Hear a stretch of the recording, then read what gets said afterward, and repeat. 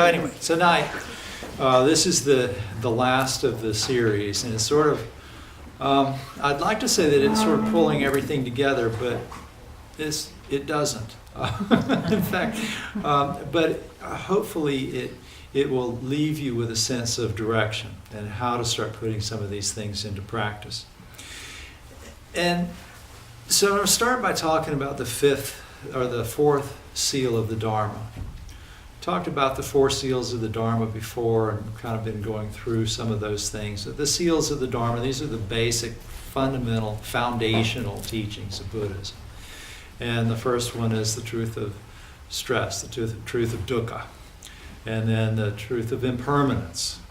All compounded things are impermanent. Because all compounded things are impermanent, all compounded things, life is interdependent. And then the fourth one is life is fundamentally good. The traditional way of talking about the seal would be to say that nirvana is peace. And Kenneth Tanaka, I told you about his mnemonic device. Life is big. Life is a bumpy road. It's stressful. Life is impermanent. Life is interdependent. Life is good. So we'll talk a little bit about that. And while this is the fourth seal of the Dharma, the final of the big four teachings, it really is kind of where your practice starts. And I'm going to use an F word here, a word that a lot of American Buddhists don't like to hear, faith. Okay? This is really where the faith begins. You have to believe that there's a possibility of transcending your stress, or you won't do anything. So since you're here, you have at least a little bit of that faith, or you wouldn't be here. You'd be home drinking beer and eating potato chips and watching television or something, right? So you felt like there was something to do that you could do that would help you to transcend some of the stress that you're experiencing, get you out of the cycle of stress and suffering. And that something is, we'll call it nirvana. It's transcendence, it's liberation, it's freedom. Okay? So in Buddhism, though, this word faith is treated a little differently than the way we normally think about it when we're talking about religion. There's a very close relationship in Buddhism between faith and wisdom. Buddhism is not about belief so much as it's about practice. And so you've probably read something, or you've heard something, or you've seen something that made you think, I think maybe this has something to offer. And then you look around and you go, well, this group that's meeting over here look like maybe they know what that is. So let me go and sit and listen. That's kind of where it starts, but where faith develops then is when you put the teachings into practice. So you hear a teaching, you analyze it, make sure you understand what's been said, how it affects your life, how you can put this into practice in your life. And then you do that. You put it into practice and you realize the fruit of the teaching. In other words, you see, yeah, this works. This pays off. And then you get more faith. So faith doesn't start and end with somebody like me saying, here's what you got to believe. In fact, that's really kind of not it at all. Faith starts with, I hear something that makes sense. I think if I put this into practice, it might help me. You put it into practice and you go, yes, it did. Okay. So, the next question that comes up, though, is, okay, how do you know that you're making progress? One way would be to get completely to the end and die and then not come back and go, well, there's nirvana, and so, okay, I succeeded. But there's some other things that you can do along the way. And one of the things is to kind of remember and remind yourself that your experience of life, and whether it's good or bad, has almost nothing to do with what happens to you, and almost everything to do with where you put your attention. And there's some kind of subtle little ways that you can test that for yourself. And one of them, a couple of years ago,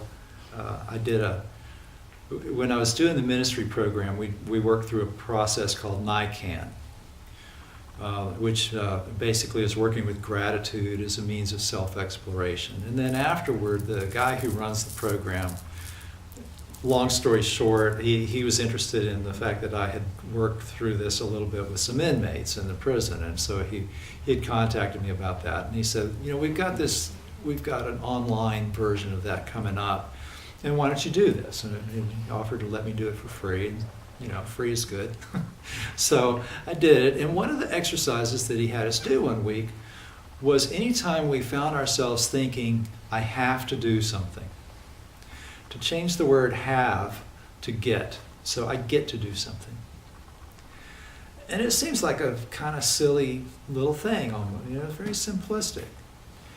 But that particular week, I had been invited to go over to a Catholic church in Daytona Beach to participate in an interfaith service. It was National AIDS Day, and it was a wellness service or something like that, something about healing. And so I'm on my way over there. The service was at like 6 o'clock, so I'm driving into Daytona Beach. It was a day about like today, so it was kind of rainy and drizzly. And it's rush hour. And I'm hitting, I-95, going up 92, just about the time traffic's gotten really bad and it's raining. And I'm thinking, oh God, I've got to drive through Daytona in the rain. And then I thought about this little thing and I said, wait a minute. I get to drive through Daytona. I get to drive. There's people standing out there at the bus stop in the rain. And not only that, but I get to go into a really nice Catholic church and talk to a bunch of people who are maybe Catholic or maybe just kind of looking for a path or whatever. They're dealing with suffering in their lives because it was a healing service. And so, some of these people had lost people to AIDS and all of that. And I get to go in there and I get to talk to them about the Dharma. I get to talk to them about how to heal themselves. And it's such a huge shift in the way you feel about the world that you're in. To do that little thing like that, just say, let me redirect my attention a little bit so that it goes to the good side of things. Because, there's always good and bad. One of the worst days of my life was one of the best days of my life. In January of 2000, I was in a car crash and I almost died, and I was left with a limp. And you look and go, well, I totaled my car, I nearly died, collapsed a lung, I broke a leg, I messed up my back, so I got a little back pain there, and I had a head injury and all, I got osteoporosis in my neck. That was really bad. And a bunch of guys showed up and they cut me out of my car and they put me in an ambulance and they took me halfway across town to a hospital, and a bunch of other people came in and they saved my life. And that's really good. So where are you going to put your attention in something like that? A bunch of stuff happened. Some of it was, it was really bad. It was an accident. It was something that I wouldn't want to experience again. But on the other hand, I was so supported in so many ways. And if you look at that and you focus there, then you see that, there's a lot of good that goes on here. One day, probably about this time last year, I think, I got a call from a fraternity at one of the universities here. And they wanted to send, the entire fraternity was going to come to one of our meetings. And it was a night that we were doing silent meditation. And the guy who called, I said, look, we're going to do 20 minutes of silent meditation. And this was all people who, most of whom, a couple of them had kind of a little bit of an interest in Buddhism, but mostly they just had to go someplace because they were told that they had to be engaged in the community in some way. And so they had to experience a religion that was not their own. I said, there might be better nights to do this. Oh no, we need to do this tonight. So they came. And there was 30 of them? It was, standing room only. And so I talked to them a little bit, and I told them a little bit about meditation and everything, and then I said, we're going to meditate, and I rang the bell. And within 2 minutes, I start to sense some fidgeting. You start to hear these little movements, and then pretty soon there's somebody going, And then I look around. I had to open my eyes. I had to see what's going on. There's so much moving around, and there's guys like looking around, and everything. All this stuff going on, and I rang the bell again after about probably 12 or 14 minutes. I didn't wait 20 whole minutes because it was obvious that everybody was so miserable.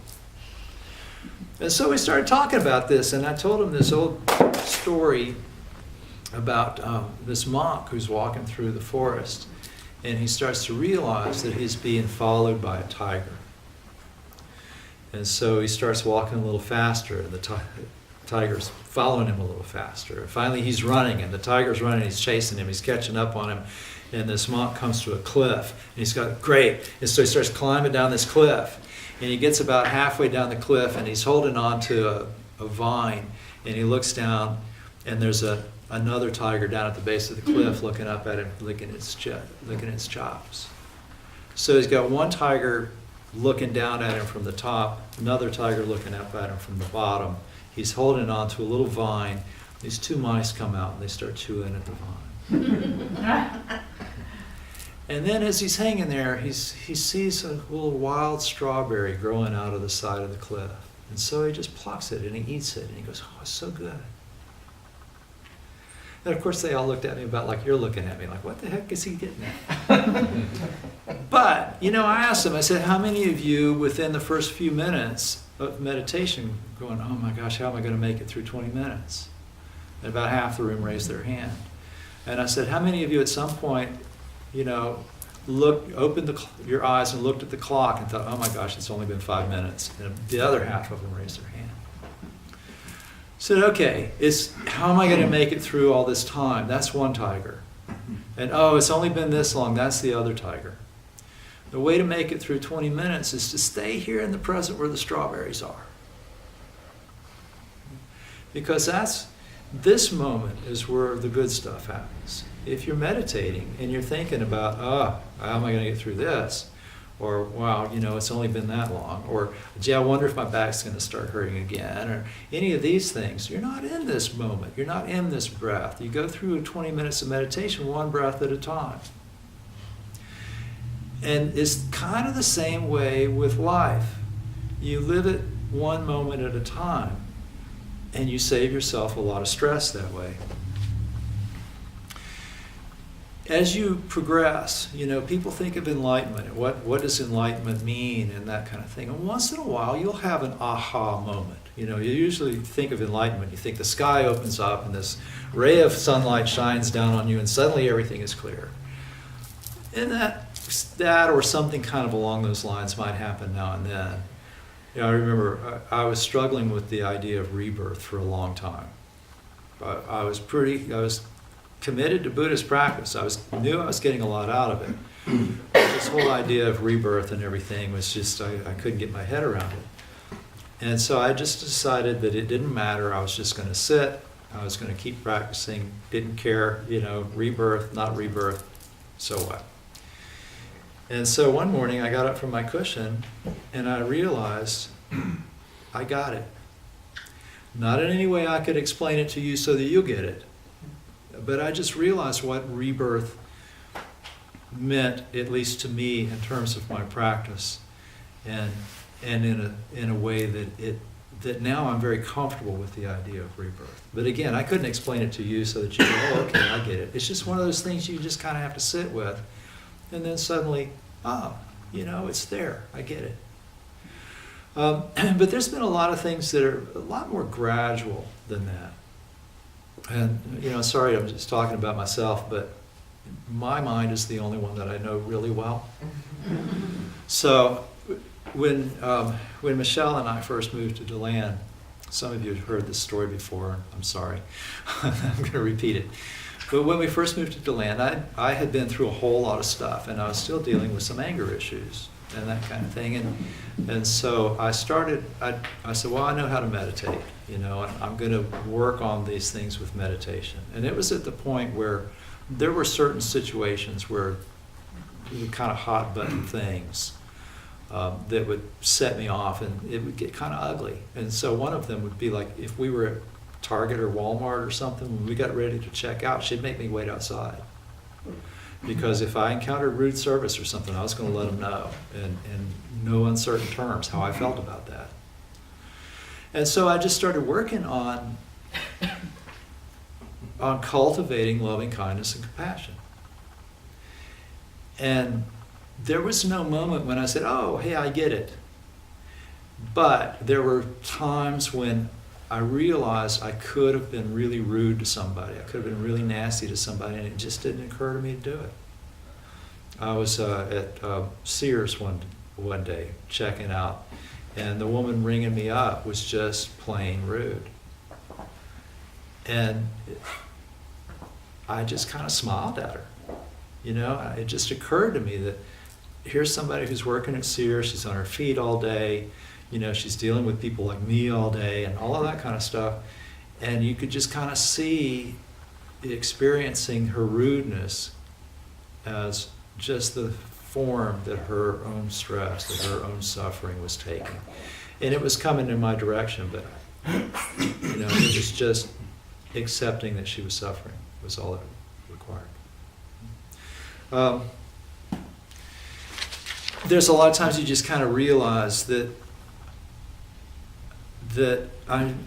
you're different. You're relating to things differently than you used to. I used to be real type A, and going to the prison kind of helped me with that, because I figured out right away that I could be in as much of a hurry as I wanted to, but the corrections officers were not ever going to get in a hurry because it suited me. And so I could sit there and chew my fingernails down to the second knuckle, but it wasn't going to make them move any faster.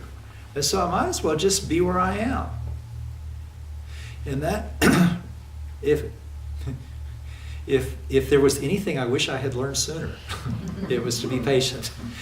Because that's one of those low-hanging fruit things. You know, it's pretty easy to get to that when you work at it, and it's a big benefit for that little bit of practice. The problem, though, what a lot of people have when they come to Buddhism, they start to practice, and then they start to think about, well, am I a Buddhist or not? And then this means, am I religious or not? Because when you're practicing a faith, kind of by definition, that means you're taking on a religion. And a lot of us don't like to think in terms of religion. I had a real aversion to it myself for a long time. And in fact, I started considering myself a Buddhist back in the 80s. But I went to Japan, and I visited some temples there and everything, and it was like, well, this is just like any other religion. It's organized, and there was one temple that you went to that was very famous, and they were charging admission to get into some of these old buildings that have been preserved and all of that. And I'm thinking, well, this is just a bunch of crap, just like every other religion. Okay. But once I was really on this path, and I started to make progress, and started thinking about really formally going for refuge. I had to confront this idea that religion was inherently bad. I had bad experiences with religion. I grew up Baptist in a Baptist household, in a Baptist community during the 60s, when there was, religion was used to justify discrimination based on race, and it was used to justify discrimination based on sexual preferences, all these things. But it occurred to me that religion didn't have to be inherently bad. In fact, I remembered that there had been racism just in the church, in the Baptist church that I went to, that my grandfather was a deacon in the Baptist church, and I remember one of the kind of pivotal points when I decided I wasn't going to be religious anymore was when I realized that, and the extent of that, and how they were using the Bible to justify continuing to be segregated and that kind of stuff. But then I also saw that there were Catholics who had been working against the war, and that there were a lot of religious people who were marching in civil rights marches and all of that kind of stuff. And I was thinking about this earlier today, and this event came into my mind that seemed completely unrelated until I looked at it closely. When I was in the 4th grade, I was really bad at sports. And one day, during recess, we played softball. And somebody hit this beautiful fly ball right toward me. And I mean, I can still see this in my mind. This ball was just floating in my direction, and I completely missed it. And as we were heading back in from recess, it was my class against another class. And the teacher from the other class said, "Well, you lost the game for your class, didn't you?" And I never played softball again after that. In fact, to this day, I haven't played softball again. But not only that, but I just decided that jocks were bad, and 4th grade teachers were bad, and sports were bad, and exercise were bad. It was just such a terrible experience that I wasn't any good at sports anyway. I had asthma, and I couldn't run without having an asthma attack and all of that. So I just decided it was all bad, and I didn't do anything with any of it until I was in about my 20s, and I decided that I was in really horrible shape, and I really might want to do some activity, and so I started doing a little jogging and a little bit of stuff with weights, and then I took karate and all of that. And at one point I go, hey, this exercise thing really isn't so bad as I made it out to be. Now, I have not played softball again. But I was thinking about this today. Maybe we should have a Buddhist versus Baptist softball tournament or something like that. But anyway, we have bad experiences with religion, and then we kind of think, because it's sort of natural to do this, to think, well, religion's bad. We've seen a lot of evil things done in the name of religion and so on, so religion must not be any good. But really, religion can be done skillfully. And an aversion is still an aversion. We work in Buddhism on transcending being attached to things that lead us to stress, and and having an aversion to things that could lead us to better lives. So when you approach it as a religion, you can do it with skill and go, okay, how can this lead me to where I want to go, where I can make spiritual progress? And so when we do that, when we get to that point, we have a formal ceremony that we do called going for refuge. And basically we say, I realize that the stuff that I've been doing is not working for me. We all go for refuge. Some people go for refuge to drugs, and some people go for refuge to alcohol, some people to careers, some people to relationships. There's not necessarily anything wrong with all of those things, but they're not going to really bring you ultimate happiness. So you can look and go, okay, I see that there's something better. There's a better refuge. And so that we have a formal ceremony where you go for refuge to the Buddha, the Dharma, and the Sangha. And we sort of visit this a little bit in our meetings here. When you think about a religion, what does a religion do? If you say, I want to practice a religion accomplishes a few kind of important things. One is it communicates shared values. And so when you say, okay, I'm going to practice Buddhism, I'm going to join a Buddhist community, then you acknowledge that you share the values of Buddhism, which are things like some moral restraint and compassionate action, generosity, training your mind in order to transcend stress, and these kinds of values. And so when you're practicing a religion, that's sort of a group getting together and saying, this is what we value, and so we're affirming that for one another. Also, though, the practice of religion, coming to a service like this, really is a chance to work on your intention. We talk about karma in Buddhism. And karma is actions of body, speech, and mind. And those mental actions, which are intentions, those are important. That's where karma starts. That's where good comes from. Is that good things come from good intentions. The road to hell is only paved with good intentions if you don't really if you have worse intentions that go along with them. Does that make any sense? You know, if you have good intentions and you do what you intended to do, well, that's good. You know, that's how you're going to get there. It's when you have good intentions and then you don't do them because you have worse intentions that you follow. Well, that's where you end up going to hell. But